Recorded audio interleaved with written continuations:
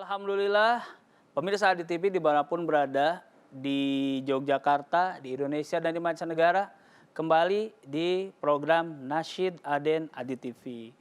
Kali ini kita masuk di segmen video teleconference. Kali ini kita akan terhubung dengan dua tamu kita. Yang pertama adalah seorang milenial yang karyanya banyak sekali sekarang bisa dinikmati, serta sangat menginspirasi untuk sahabat-sahabat terutama para kaum muda atau kaum milenial.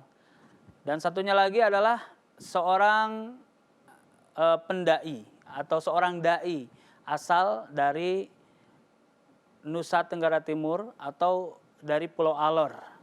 Ustadz Abdullah Rahman Saleh dan Mas Nazi Zain dari Gresik, Jawa Timur. Kita sapa mereka.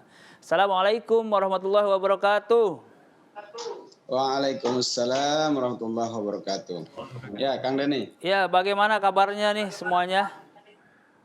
Alhamdulillah, sehat. Sehat ya. Ustadz Abdullah, di mana nih posisi sekarang? Saya lagi di Alor nih, Kang. Alor ya? Di NTT, ya. Nusa Tenggara Timur. Di Alor Alor. itu, Ya. di mana itu Alor itu, Ustadz? Alor itu salah satu pulau ya, kabupaten tersendiri di Nusa Tenggara Timur satu dari 21 kabupaten kota yang ada di Nusa Tenggara Timur. Alor itu ada kepanjangannya, Kang. Apa itu? Alamnya lestari, orangnya ramah. Oh gitu ya, Masya Allah. Termasuk Jadi ada Ustadz Abdullah ini masih ya. ada lanjutannya. Ya. Apalagi itu? Sekali menginjakkan kaki nggak mau kembali. Oh gitu ya. Insya Ya, Allah. sekali jatuh cinta nggak mau pindah di lain hati. Wah, itu keren ini. Baru aja buka udah keren nih. Ya, ya Alor ya, di Alor di Nusa Tenggara Timur. Ustadz Abdullah Rahman Saleh. Mas Nazi. Iya. Ya, ke Mas Nazi nih. Mas Nazi di mana nih posisinya? Sekarang di Gresik di rumah. Di Jawa Timur. Ya, Iya, di Gresik timur. ya. Gresiknya di mana nih Mas Nazi? Kecamatannya di Kecamatan Panceng, Kabupaten Gresik.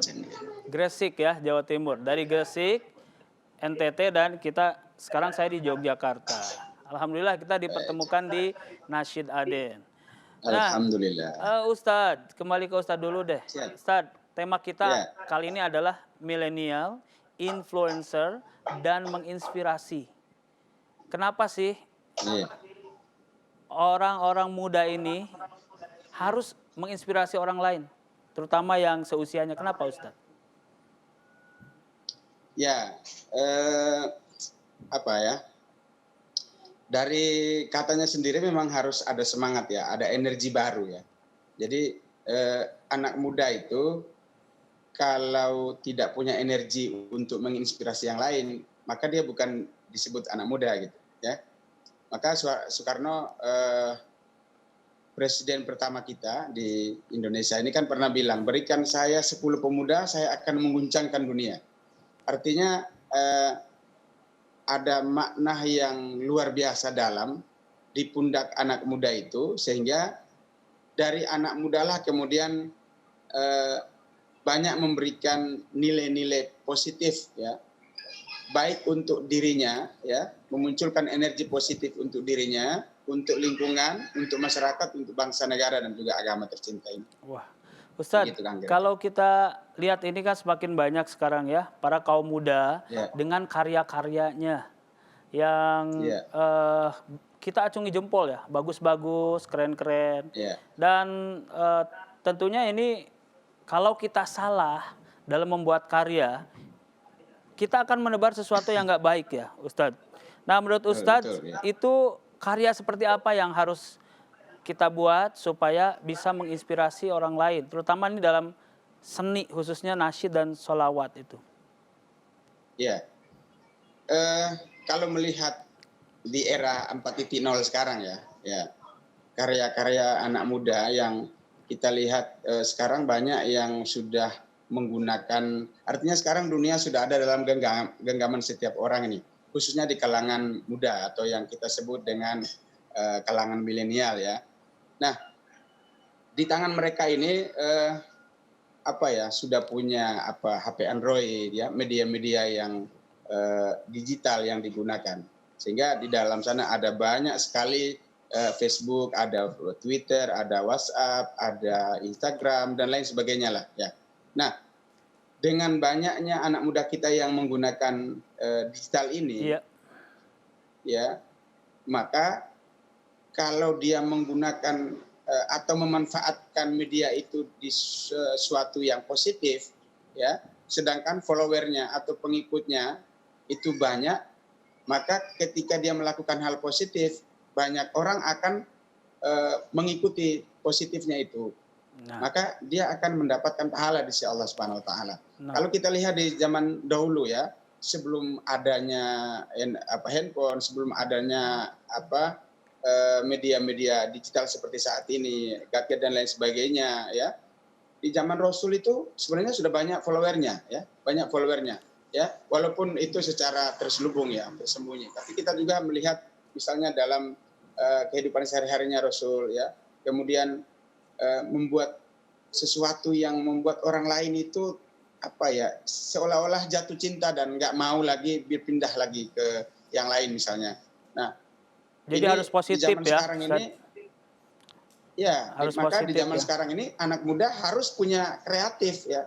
Seperti saudara saya ya, Ustadz Zain ini ya. Saya mengenal Zain ini tidak secara langsung, walaupun beberapa kali ke Hong Kong juga ya, bertemu secara tidak langsung ya. Alhamdulillah dengan Kang Mufid kalau nggak salah ya waktu itu ya. Iya.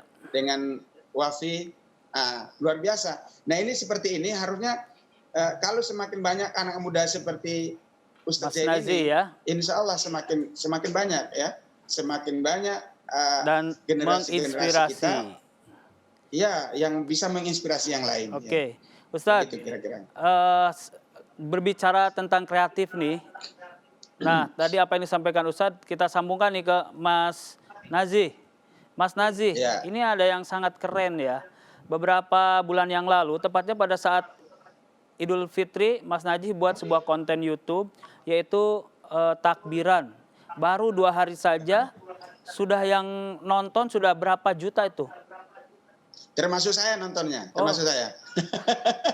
Sebentar, Ustadz, subscribernya berapa? Followernya berapa, Ustadz? Ada 1 juta enggak? Ya, tenang, nggak apa-apa nanti ya. Mas Nazih, apa tadi? Berapa banyak yang nonton itu, yang konten yang tentang takbiran itu? Alhamdulillah sekarang sudah tembus 4 juta viewers. 4 juta ya, Masya Allah. Itu yang lihat berapa banyak itu, insya Allah Mas Nazih dapat pahala ya, mudah-mudahan. Pahala insya Allah. Dan jadi ini baru usia berapa Mas Nazih sekarang? Sekarang saya masih berusia 18 tahun. Kelas berapa? Sekarang naik kelas 3 SMA. Kelas 3 SMA, sudah punya karya, sudah punya sangat menginspirasi orang lain. Dan ini Mas Nazih itu dari kecil ya, dari usia kecil ya. Pernah kemana aja Mas Nazih nih bersyiar? Kalau paling jauh sih baru ke Hong Kong saja kan. Ke Hong Kong ya? Luar biasa. Enggak saja, itu susah untuk bisa sampai ke sana ya. Dan tentunya ini karena Mas Nazih ini punya karya ya. Dan Mas Nazih, menurut Mas Nazih sendiri, kenapa karya itu harus positif?